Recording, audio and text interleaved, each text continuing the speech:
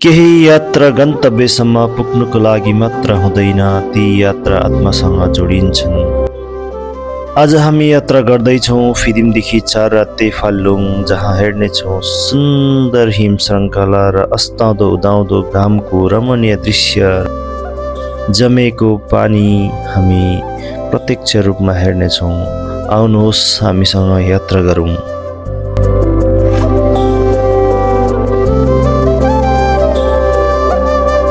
Continue 6 घण्टा यात्रा पश्चात हामी अहिले फिदिम आइपुगेका छौँ। नमस्कार, फिदिम बजार।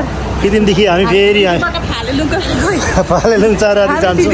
फालेलुङ जानको लागि तयार भइसक्यो। हामी गाडी रेडी भइसक्यो, झोला हालिसक्यो हामीले। Let's go now. गइहाल्यो। हामी कतिजना छौँ? 10 जना छौँ। Let's go. मन्डु, ल सबैलाई शुभ यात्रा है। ल शुभ यात्रा।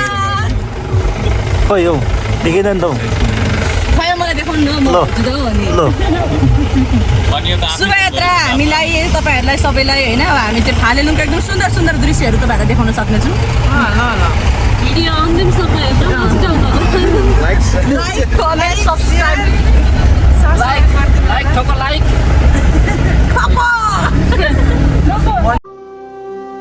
फिदिम बजार छोडेर हामी अगाडि बढिरहेको छौँ र आज बिहान हामी चारलीबाट 117 किलोमिटरको यात्रा गरे पश्चात अहिले हामी चारतीतर्फ अगाडि बढिरहेको छौँ। बिस्तारै पहाडको कालो ओह्रालो बाटो हामी अगाडि बढिरहेको छौँ। सडकको छेउछाउमा बगिरहेको झरनाको पानी, हरियाली पहाडले यात्रा झन् रमाइलो बनाइरहेको छ। प्रत्येक मोडमा नयाँ नयाँ दृश्यको अवलोकन गर्दा झन् मन त रमाइलो बनाएको छ। अहिले चाहिँ हामी नेमे खोलामा छौँ। यो चाहिँ अस्तिको बाढीले बिगारेको है।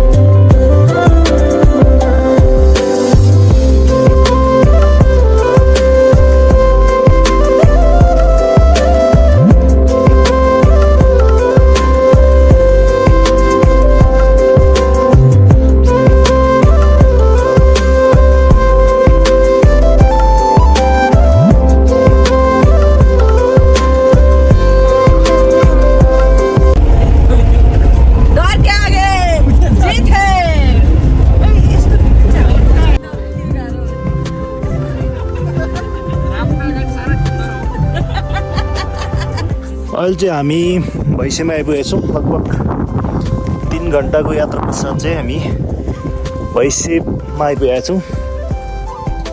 यो देख्न सक्नुहुन्छ भैँसेको सिनेरी। हाम्रो गाडी यता हिँडिरहेछन्। एउटा ग्रुप अगाडि पुगिसकेको छ। हामी चाहिँ ढिलो ग्रुप। त्यो योगा टोलीहरू हो, पण्डामी टोली, शाकाहारी टोली।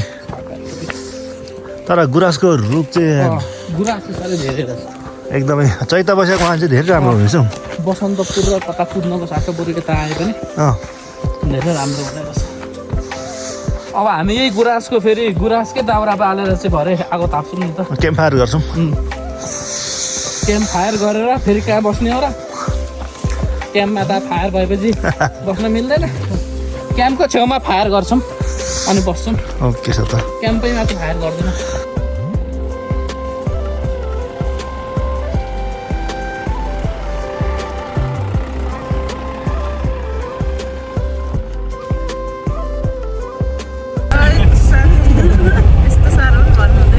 कति दामी हुँदो रहेछ हौ यो त। गुराँसहरू पनि कति हुँदो रहेछ। यहाँ चाहिँ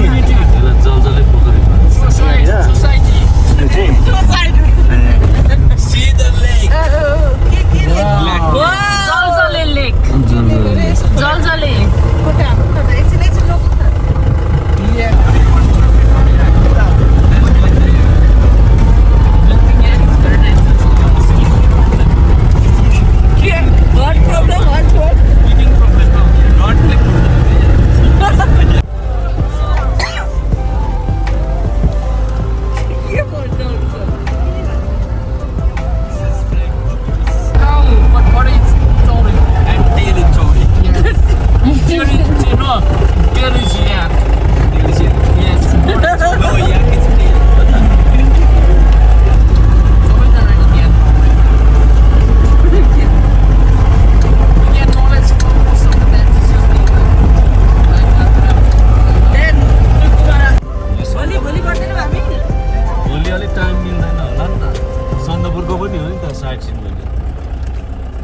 अहिले चाहिँ हामी झन्डा पोखरीमा आइपुगेका छौँ। सो आकृति भनेको झन्डाको एक्ज्याक्टली हामी देख्न सक्छौँ र यतापट्टि मकालो र कञ्चनजङ्घा प्रत्यक्ष रूपमा हामी देख्न सक्छौँ। वाउ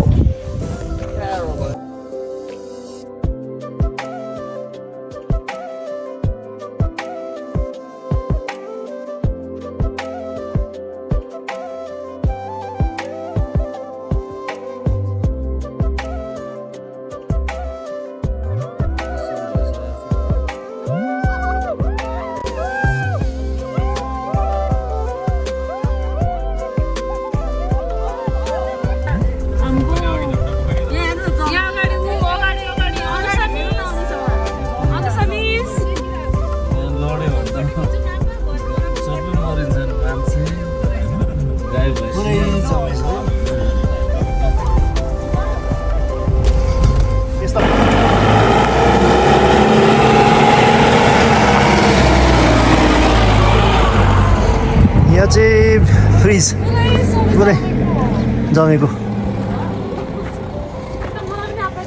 ल ल ल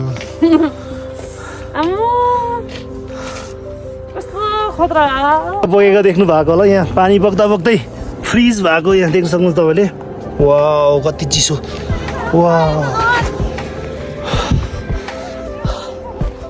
यो पुरै बगेर छ, पुरै फ्रिज भएको छ। र यहाँ अगाडि हेर्नु, यहाँ हेर्नुहोस् न बग्दा बग्दै फ्रिज भएको।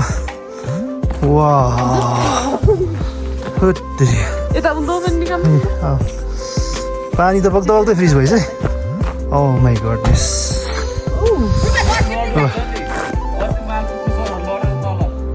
तल पुग्यो।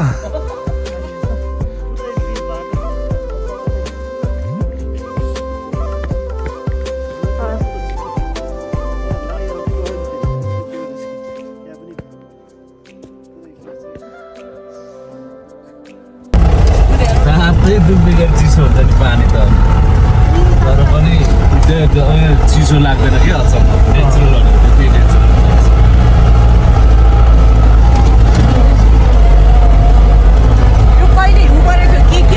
हिउँ पऱ्यो भने त महिनौ दिन गाडी थन्काउने हो नि।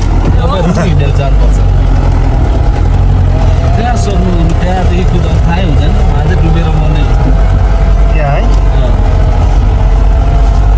पछि फागुन चैतमा जब त्यो सबै सकेर मात्रै कति घाटा हुन्छ। भोलि बिहान त जब सेतै हुन्छ नि। हेर्नु बिहान 6 बजे उठेर तपाईँहरू सनराइज हेर्नुहोस् न। त्यही गोठदेखि त्यही होमस्टेदेखि मासतिर हो त्यो डाँडामा। आज गेस्ट त रहेछ नि भेनाले छ।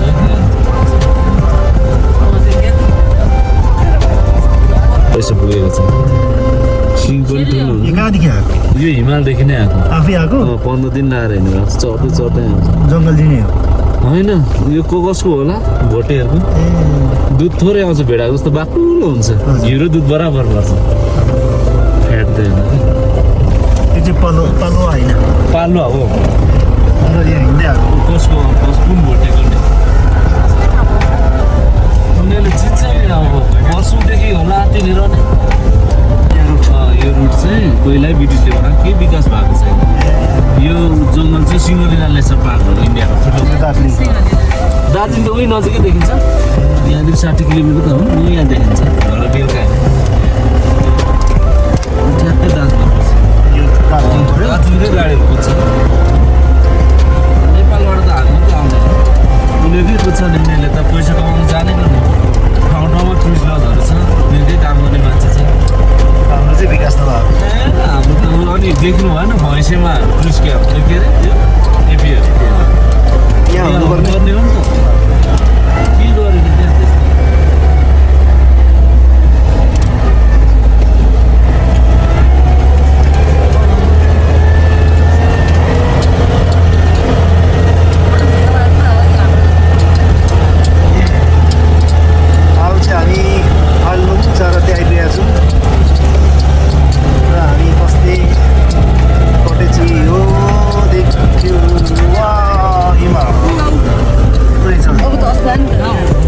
सनराइज चाहिँ माथि उमाथिपट्टि छ नि हजुर। त्यो उतापट्टि छ अनि यसो क्या त्यहाँबाट हेर्नुपर्छ है सनराइज चाहिँ यहाँ देख्छ नजिक आइज भोलि बिहान छ बढी जान्छ।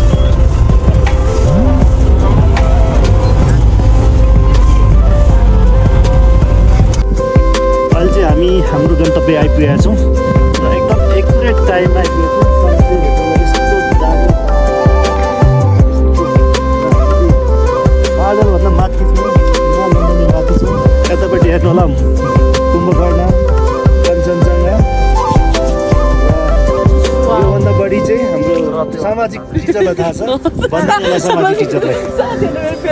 छिटो हामी चाहिँ पाँचतरको हालेलुङ गाउँपालिका कति नम्बर वार्ड पर्दो रहेछ यो त्यति जति भयो त्यसमा आइपुगेको छ यसलाई ठ्याक्कै 4 राते भन्छ अरे होइन ठ्याक्कै एकदम यो सूर्यास्तको समय छ यतापट्टि हेर्दाखेरि सूर्यास्त अनि त्यो ठ्याक्कै सूर्यास्त हुँदाखेरिको चाहिँ यतापट्टि त्यो घामको प्रकाश चाहिँ किरण चाहिँ गएर हिमालमा ठोकेर यस्तो राम्रो देखिरहेको छ हामीले यो स्वर्गको अनुभूति महसुस गरिरहेका छौँ धन्यवाद ल भयो भयो हो बाजे, हजुर यहाँ आएर कस्तो महसुस भयो? ए जाडो भयो यार एकदम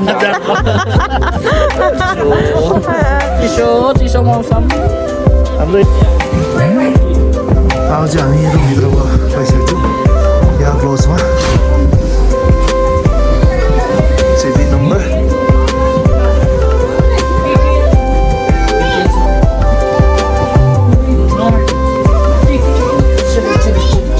हाम्रो चाहिँ कता हो?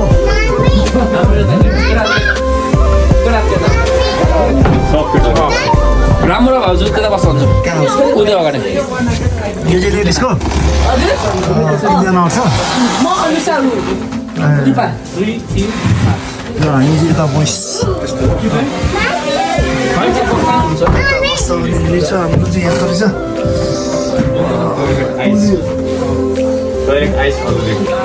Already ice oh my goodness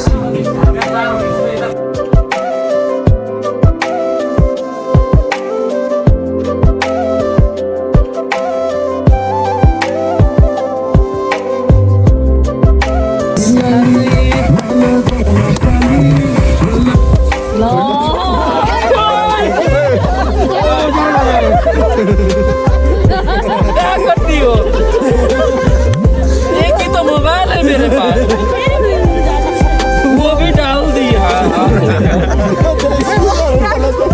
अभी मैले क्यास नगरेको थियो भने तपाईको अभी राम राम सत्य हो गया था इधर कङ्ग्रेचुलेसन थ्याङ्क यू त भन्दैन नि यस्तो साथीहरू अब फिर करेगी ऐसा तो हम नहीं बताएंगे निभाओ इसे उधर रख न बचाऊ न काली न बचाऊ न काली नहीं है होइन बजाउन ताली पो बजाउनु त नफुल्नु माया मनभरि फुल्यो यो जुली तिम्रै